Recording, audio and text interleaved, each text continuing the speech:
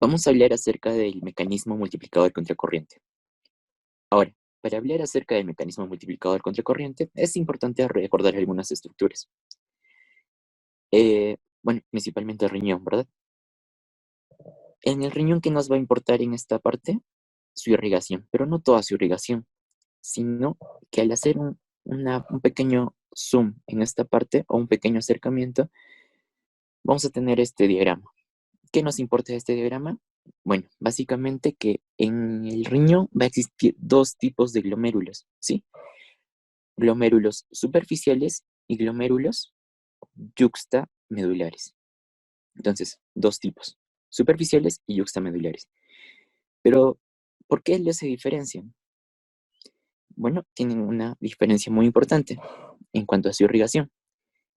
Mientras que los glomérulos superficiales, recordando, al estar formados por una arteriola aferente y una arteriola eferente, esta eferente va a formar capilares o lechos peritubulares, mientras que en el glomérulo yuxtamedular, esta arteriola eferente va a formar lo que son los vasos rectos, ¿sí? Entonces, recordando, los glomérulos superficiales, ¿qué forma su arteriola eferente? Capilares peritubulares, mientras que el glomérulo yuxtamedular, vasos rectos. Aquí podemos apreciar los vasos rectos de los glomérulos yuxtamedulares y aquí el lecho capilar peritubular de los glomérulos superficiales. Ahora, en este diagrama podemos apreciar mejor lo que les estaba explicando anteriormente. Tenemos una nefrona aquí cortical con un glomérulo también cortical y aquí una nefrona yuxtamedular con un glomérulo también o un corpúsculo renal yuxtamedular. ¿Dónde estaban los vasos rectos? En la nefrona yuxtamedular. ¿Y dónde estaban la red capilar peritubular? En la nefrona cortical. Entonces, nefrona yuxtamedular, vasos rectos. Nefrona cortical, red capilar peritubular. Ahora, con este preámbulo vamos a hablar acerca del sistema multiplicador contracorriente. Pero debemos recordar que el sistema multiplicador contracorriente es parte de unos 3 pasos. ¿Para qué? Para formar lo que se va a denominar el intersticio medular hiperosmótico. ¿Recuerdan cuál era el intersticio medular? Intersticio medular, lo que rodea básicamente la nefrona, ¿sí? Es el intersticio medular. Y es intersticio medular porque está en la médula. ¿Y por qué es medular? Porque hablamos de nefronas yuxtamedulares, ¿sí? Entonces, ¿y qué queremos lograr en este intersticio medular? Que sea hiperosmótico, es decir, que tenga una mayor cantidad de solutos en una poca cantidad de solvente. ¿Sí? Y el primer paso para lograr esto es el sistema multiplicador contracorriente.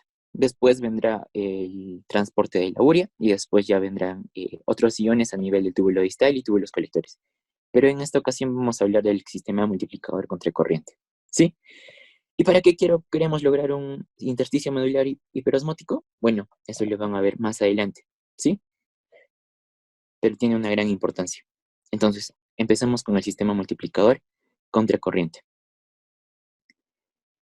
Ahora, ¿por qué se denomina mecanismo o sistema multiplicador contracorriente? Porque básicamente tiene dos fluidos que van en direcciones opuestas.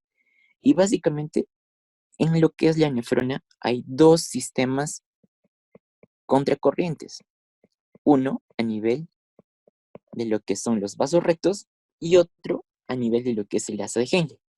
El asa de Henle básicamente se va a encargar del sistema multiplicador contracorriente. Mientras que en los vasos rectos se va a dar un intercambio contracorriente, ¿sí? ¿Quién ocasiona entonces el mecanismo multiplicador contracorriente? Básicamente el asa de Henle. Y el intercambio, vasos rectos, que lo verán más adelante. Entonces, asa de Henle es lo que me importa. Entonces tenemos aquí a la nefrona en sus distintas porciones. Pero ¿qué me importaba, hemos dicho, para un sistema o un mecanismo multiplicador contracorriente? El asa de Henle, ¿sí? El asa de Henle. Entonces vamos a ir desglosando o vamos a estar recordando algunas partes importantes de lo que es el asa de Henle. Primero, vamos a tener la rama descendente del asa de Henle. ¿Recuerdan qué características tenía? Bueno, ya están aquí, ¿verdad? Entonces, primero tenemos que tiene una baja permeabilidad a lo que son los solutos, ¿sí? Carece de mecanismos para el transporte activo y es altamente permeable al agua, ¿sí? Entonces, ¿qué me va a permitir estas características del asa descendente del asa de Henle? Que se reabsorba agua por gradiente osmótico, alcanzando el mismo valor que la osmolaridad medular intersticial. ¿Qué significa esto? ¿Cuál era el espacio medular intersticial? Lo que rodea a la nefrona, ¿verdad? Como es permeable al agua el asa descendente del asa de Henle, el agua puede entrar libremente hasta igualar la osmolaridad que hay dentro de la rama descendente del túbulo de la nefrona del asa de Henle hasta alcanzar la osmolaridad que existe en el intersticio. ¿Sí? Esto me va a permitir la rama descendente del asa de Henle. ¿Debido a qué? A su permeabilidad del agua. Me va a permitir alcanzar una osmolaridad o me va a permitir igualar la osmolaridad tanto de la rama descendente del asa de Henle como del intersticio medular. ¿Sí? Entonces, recuerden eso. ¿Sí? Va a ser muy importante más adelante. ¿Qué tenemos ahora en la rama ascendente del asa de Henle? ¿Qué características tiene? Como pueden ver, es este segmento verde que está ahí. Tenemos que es impermeable al agua. A pesar que tiene una característica estructural similar a la anterior, ya vemos que tiene una diferencia muy importante. Va a ser impermeable al agua. Otra característica, ausencia de transporte iónico activo, muy similar al anterior. Pero ella también va a tener una mayor permeabilidad al cloro, sodio y a la urea. ¿Esto qué va a permitir en el volumen de la rama ascendente delgada? Bueno, en el volumen, ¿va a variar o no va a variar? No va a variar o lo va a hacer muy poco. ¿Por qué? Porque es por su impermeabilidad al agua. Entonces, relativamente el volumen se mantiene constante. Pero ¿qué cosas sí estamos sacando? Solutos. Si estamos sacando solutos, ¿cómo va a estar su osmolaridad? Va a tender a bajar, porque estamos manteniendo la misma cantidad de agua, pero estamos sacando solutos. Entonces los solutos que van a quedar dentro de la rama ascendente delgada de la C de Henle se van a encontrar más disueltos. Entonces su osmolaridad va a tender a bajar. ¿Sí? Entonces, ahora vamos a tener la rama ascendente gruesa de la C de Henle. ¿Qué características va a tener?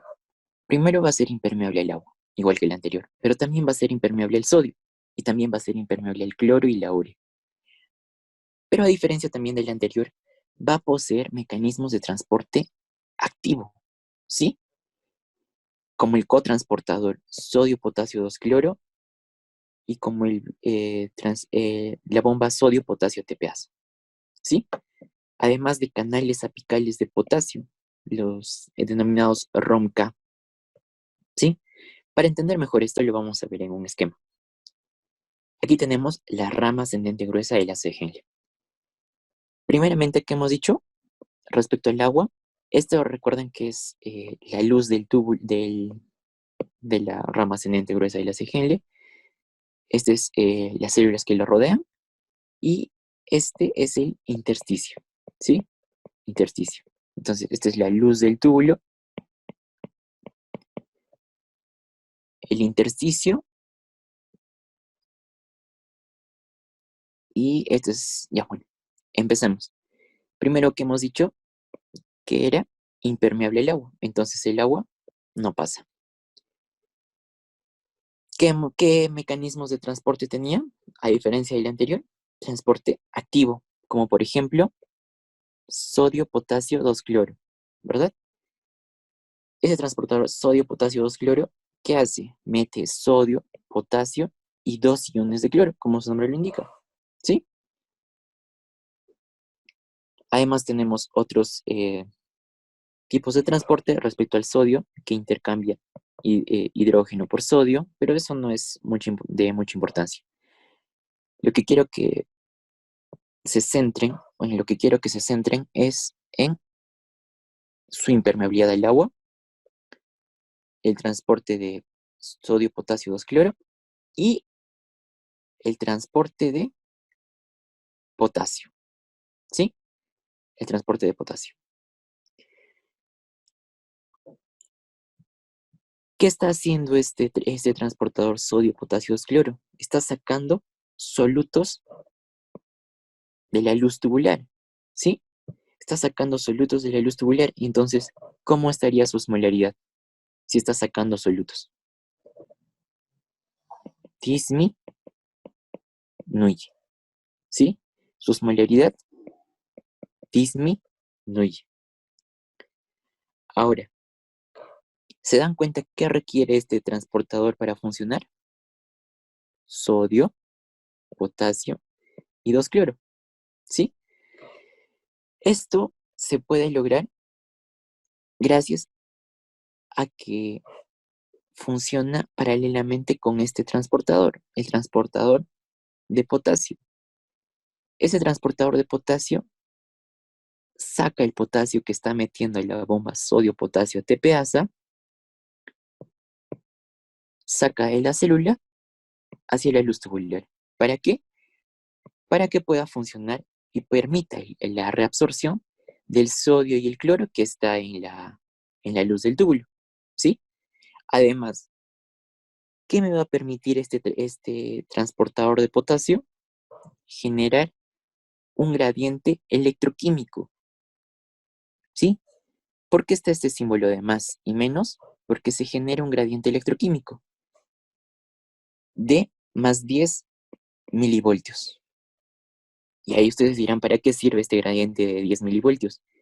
Sirve y mucho, porque este gradiente de 10 milivoltios va a permitir que también el sodio se reabsorba por vía paracelular, ¿sí? Entonces, bueno, tengan lo que les he dicho ahorita en cuenta y ahorita lo repasamos, ¿sí? Aquí está.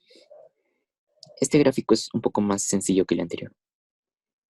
Primero que teníamos el transportador sodio-potasio 2-cloro.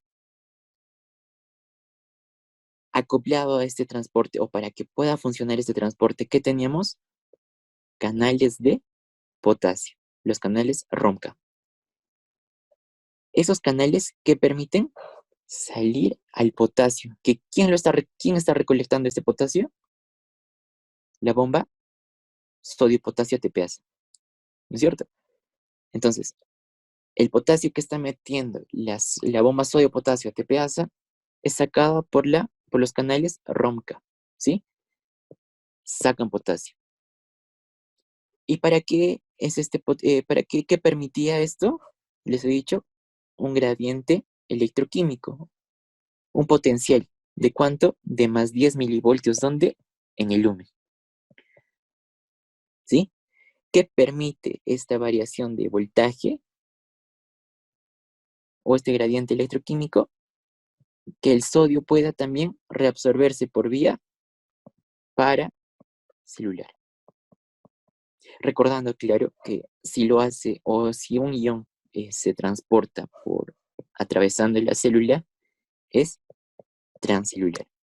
Y si lo hace por sus costados o por el lado de las células, se denomina paracelular. ¿Sí? Entonces, ¿qué transportes está participando en la rama ascendente gruesa y la Henle? El cotransportador sodio-potasio 2-cloro, canales de potasio, los ronca, y la bomba sodio-potasio TPasa, ¿sí?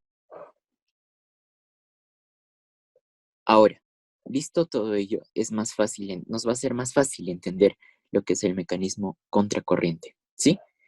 Y está dividido en diferentes pasos, pero deben tener en cuenta que estos pasos solo son didácticos, ya que el mecanismo en sí es o tiene todos estos pasos, pero que ocurren simultáneamente, ¿sí? Entonces, vamos a empezar. Primeramente, vamos a tener a una asa de Henle en la cual está entrando un filtrado glomerular de unos 300 milismoles. ¿Sí? Tiene una osmolaridad de 300. Tiene una osmolaridad de 300, va avanzando, no pasa nada en la rama descendente y la rama ascendente. ¿Sí? ¿Por qué no pasa nada? Porque no estamos considerando ahorita los mecanismos de transporte que existen en cada porción de la asa de Henle. ¿Sí? Ahora los vamos a incluir poco a poco. En el paso 2 vamos a incluir a los transportes que ocurren ¿dónde? En la rama ascendente gruesa de la asa de Henle. ¿Qué me permitían estos? Reabsorber, ¿sí? Reabsorber iones. ¿De dónde? De la luz del túbulo, o sea, de esta porción, ¿hacia dónde? Hacia el intersticio. Entonces, ¿qué me está permitiendo la rama ascendente gruesa de la asa de Henle? Reabsorber solutos, pero no, ¿qué cosa? Agua. Esto me va a permitir que lograr una diferencia de concentraciones de hasta 200 miliosmoles, ¿sí? De 300 he bajado a 200, ¿para qué? Para entregárselo al intersticio y que este sea de 400, ¿sí? Logrando una diferencia de ¿cuánto? 200 miliosmoles. ¿Y por qué no puede ser más? Si es que tengo el transportador activo continuamente. Esto lo detiene los transportes paracelulares, ¿sí? Los transportes paracelulares y además de diferentes otros mecanismos como el del potasio, ¿sí? Entonces, el límite de diferencia de concentraciones que puedo generar a través de estos mecanismos, ¿cuánto es? 200 miliosmoles. Si no existiera o si las ramas de la CGN no estarían conectadas, lo máximo que podría generar de diferencia de concentraciones entre el intersticio y la luz de la CGN es de 200 miliosmoles. Pero hemos visto o se sabe que el intersticio logra hasta unos 1200 miliosmoles de concentración. ¿Y cómo logramos eso? Entonces, esto lo permite que las dos asas de Henle estén conectadas, ¿sí? Entonces, recapitulando, a la osmolaridad que le ha pasado, ha disminuido a 200 para lograr una diferencia de concentraciones con el intersticio a través de los mecanismos de transporte que participan tanto en la rama ascendente delgada, pero más en la rama ascendente gruesa de la asa de Henle, ¿sí? Entonces, una vez logrado esto, tenemos que en el intersticio tenemos una osmolaridad de 400. Recuerdan que la rama descendente de la asa de Henle, como pueden ver aquí, es permeable al agua. Si yo tengo una osmolaridad mayor en el intersticio, ¿qué me va a permitir? Reabsorber agua. Y al reabsorber agua, ¿qué va a pasar con esta osmolaridad que está entrando? Se va a ver incrementada, ¿sí? Entonces, pasamos de 300 a una osmolaridad de 400. Pero eso no termina ahí, porque estos 400, al pasar en la rama ascendente del asa de Henle, en su porción delgada y gruesa, le va a dar más soluto al transportador para que siga incrementando la osmolaridad a nivel del intersticio. Entonces, después de la osmolaridad de 400 entregada hacia la rama ascendente de la asa de Henle, esta va a pasar de 400 a 300. Y la osmolaridad que se encontraba en el intersticio, de 400 a 500, logrando una diferencia de ¿cuánto? De 200 miliosmoles, que es el límite que les he dicho que se establece por los mecanismos que ya les he explicado, ¿verdad? Y así sucesivamente se repiten estos pasos continuamente. A más filtración, más osmolaridad le entrego a la rama ascendente, la osmolaridad la incremento en el intersticio, aproximadamente en un ciclo de 35 veces el mismo proceso, se alcanza una osmolaridad en el intersticio que va de hasta los 1200, ¿sí? Y eso es el mecanismo contracorriente.